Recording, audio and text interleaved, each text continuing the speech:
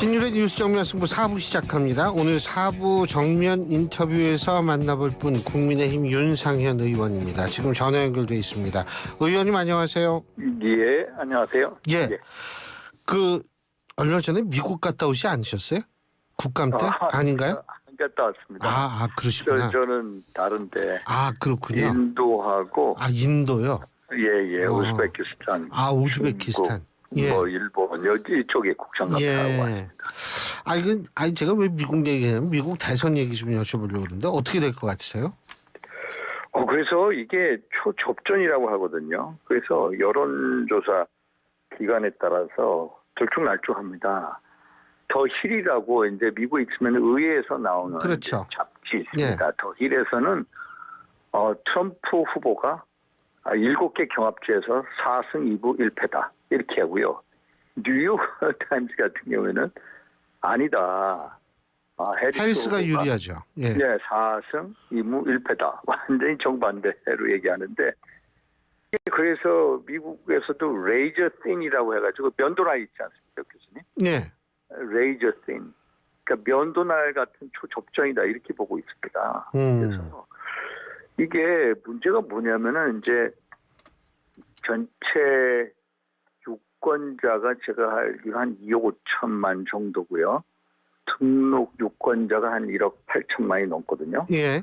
그런데 이게 우편 투표를 한 사람이 한 8천만 명 이상이 이제 사전 투표했는데 우편 투표가 한 3,500만이 넘는다는 거거든요. 그러니까 우편 투표를 까서 이거 하는데 이게 시간이 많이 걸립니다. 펜실베니아 주 같은 경우에는 5일날 이제 그 직인이 우체국 직인이 찍히면은 3일 후에 들어와도 그걸 인정을 하거든요. 예.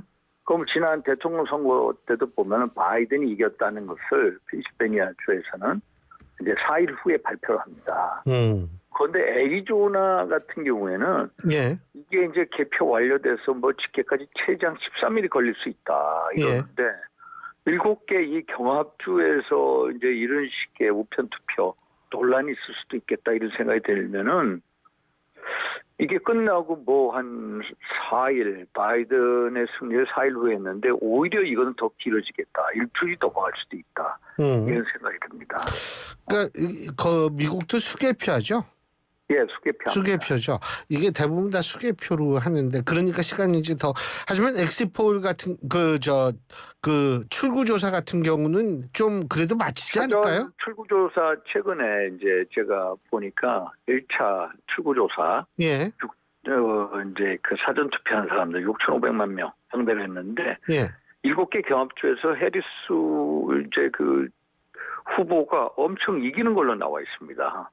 19, 20% 평균 20% 이상 이기는 걸로. 네. 그래서 왜 이런 현상이 나타나냐면은 일단은 사전투표 민당이 이 참여를 많이 합니다. 민당 지지자들이 미국에. 네. 그래서 이번에는 이제 공화당 쪽에서 사전투표를 독려했다고 하는데 기본적으로 이 사전투표 현장 사전투표든 아니면 우편투표든 민당성이 강합니다. 그러니까 4년 전에도 보면은 트럼프 후보가 일단 현장 투표에서 이겼거든요. 예. 이겼는데 뒤집어진 게 언제냐.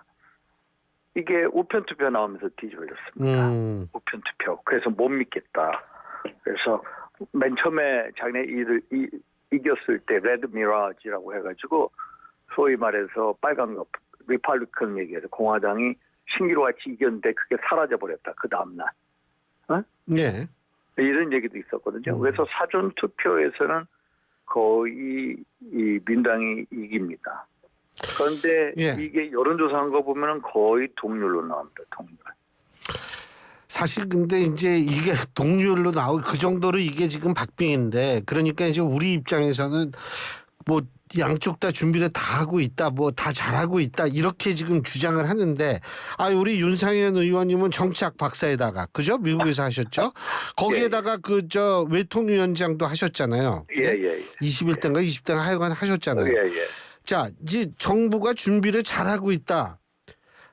어떻게 잘하고 있다라고 믿으세요? 정부는 이제 나름대로 다 예상 시나리오를 가지고 준비를 하고 있습니다.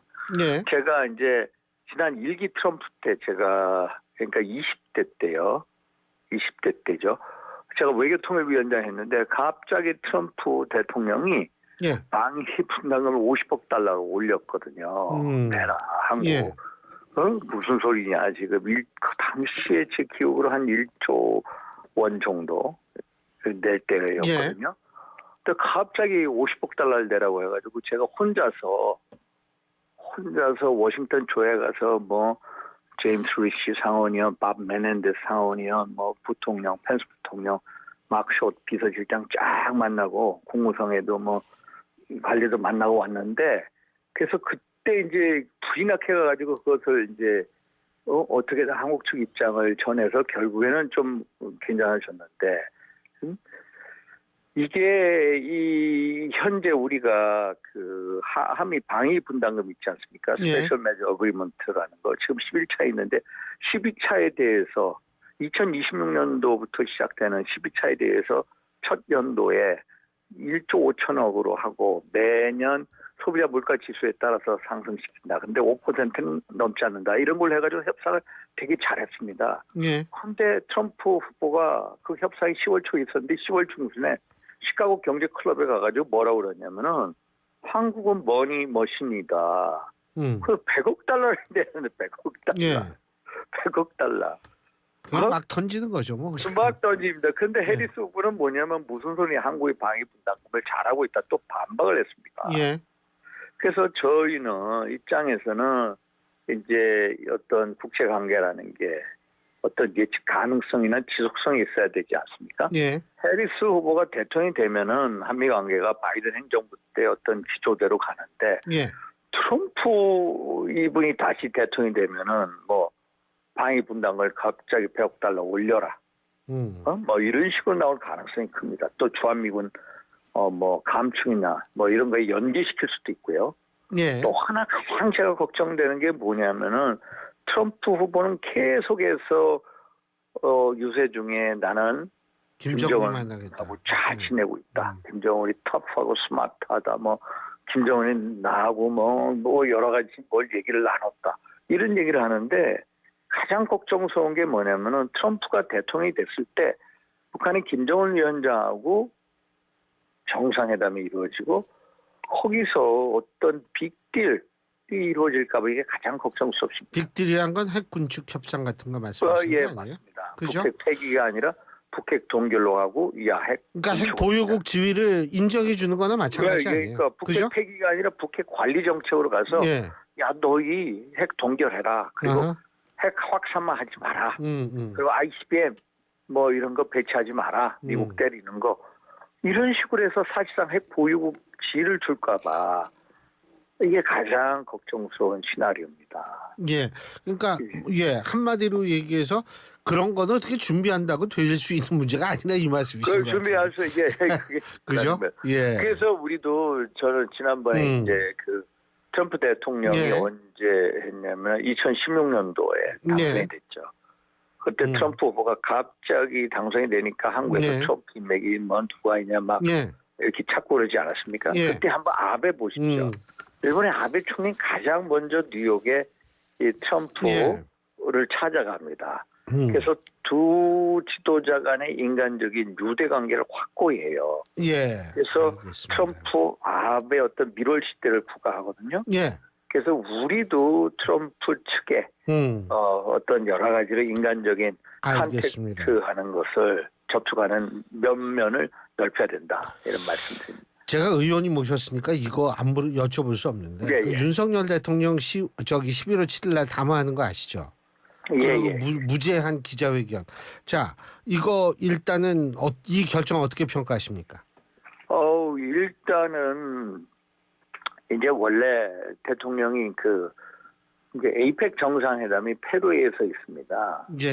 그래서 페루에 있으니까 에이펙 정상회담 이후에 할 거다 이런 식의 얘기가 대통령실에서 많이 흘러나왔거든요. 그래서 저 같은 사람은 그건 좀 늦다. 오히려 가시기 전에 10월 10일 날이 임기 반환점이니까 미리 여러 현안에 대해서 대통령의 육성을 들려주시는 게 좋겠다. 이런 입장이었는데 제가 보니까 이제 대통령실에서 어제 추경 원내대표가 한번 뵌 것 같아요. 그래서 추경 원내대표의 얘기를 듣고 어젯밤에 전격적으로 그러면 직접 나서서 예. 뭐 이제 말씀하시겠다. 예. 어? 근데 이런 식으로 된 것 같아요. 근데 궁금한 게 한동훈 대표가 얘기할 땐 별 반응이 없고 추경호 대표가 얘기하면 원내대표가 얘기하면 반응이 있다. 이런 얘기들 많이 들리는데 어떻게 평가하세요? 정말 그렇죠, 현실이. 그러니까 이게 제가 한동훈 대표한테도 말씀드린 거지만은 이게 한동훈 대표가 어떤 국민적 목소리를 이렇게 잘 전하고 있지 않습니까? 예. 근데 이 전하는 방식에 있어서의 좀 세련됨이 있어야 될 것 같습니다. 좀 전략적이어야 됩니다. 어?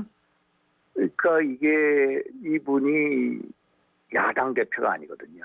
여당 대표입니다. 그럼 여당 대표면은 여당 대표로서 어떤 식으로 이 어떤 국민의 민심에 따가운 목소리를 전할 건지 고민을 하셔야 됩니다. 고민. 예. 그래서 추경 원내대표가 이제 또 건의하니까 어젯밤에 딱 받았거든요.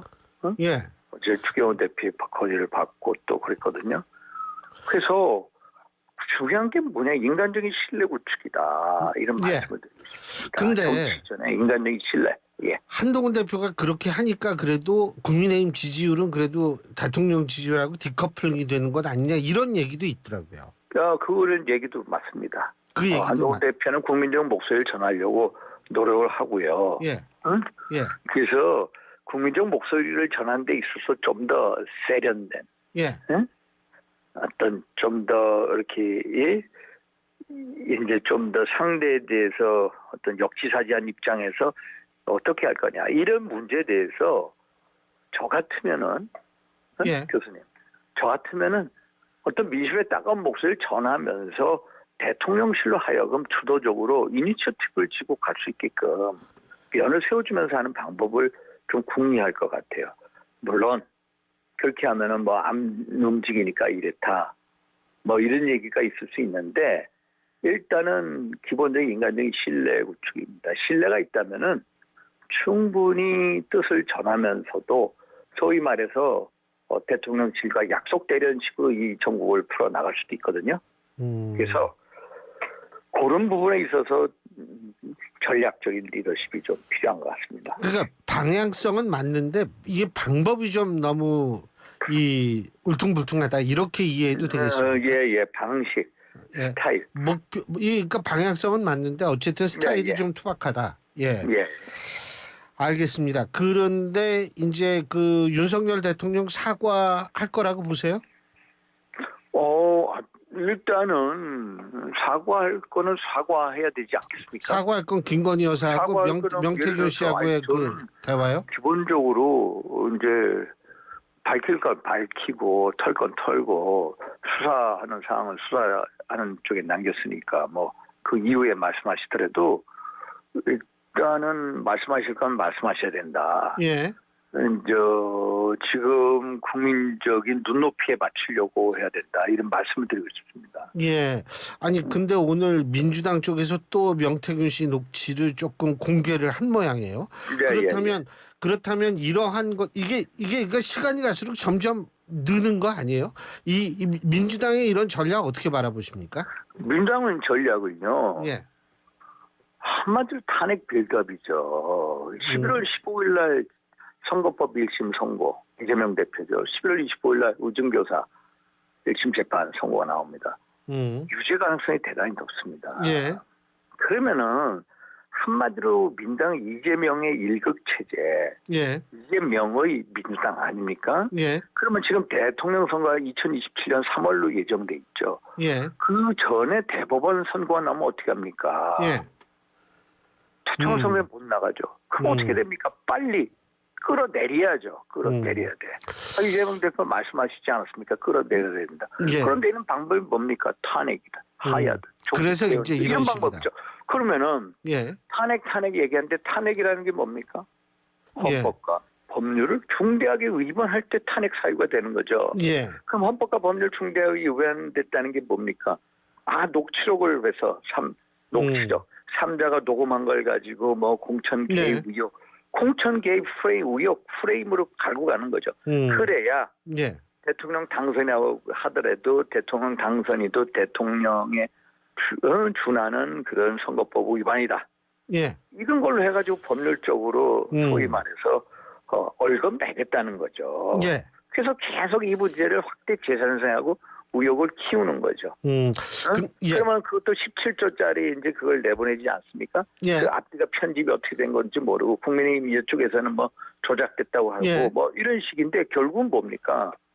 이재명 대표 일극 체제를 위해서 다음 예. 대선에 대통령 선거에 나가기 위해서 소위 말해서 탄핵 빌드업의 과정이다. 그리고 공천 개입 프레임으로 이제 가고 몰아가는 거죠. 간단하게 이 명태균 씨 녹취 자꾸 공개되고 다양한 정치인 물론 거기는 의원님도 좀 나오더라고요. 예. 근데 이런 것들이 전부 이거는 편집이기 때문에 왜곡됐다 이런 입장이신 거 아니에요? 편집인데 왜곡됐다라기보다는 예. 이제 이 사람이 간단하게 시간이 다 돼서. 얘기하는 예. 거 아닙니까? 예. 본인이 뭐 내가 어떻게 했다, 뭐 했다, 예, 뭐 예. 했다. 그래서 예. 이게 본인이 예. 이제 소위 말해서 과시하는 게 많잖아요. 예. 그래서 이걸 가지고 이제 계속 민당이 울고 먹을 겁니다. 소위 말해서 예. 옆에서 예. 조그만 사람들, 예. 운전기사나 강혜경 씨 그쪽 가가지고 이제 예. 만세 부른 사람들 통해서 예. 계속해서 이제 윤석열 대통령 예. 또 김 여사를 계속 때리겠죠. 이 사람들의 이제 탄핵 시나리오의 일종입니다. 알겠습니다. 예. 아유, 의원님 어쨌든 또 미국 대선 끝나고 한번 모시겠습니다. 고맙습니다. 예. 감사합니다. 감사합니다. 예. 국민의힘 윤상현 의원이었습니다. 안녕하세요. 김연아입니다.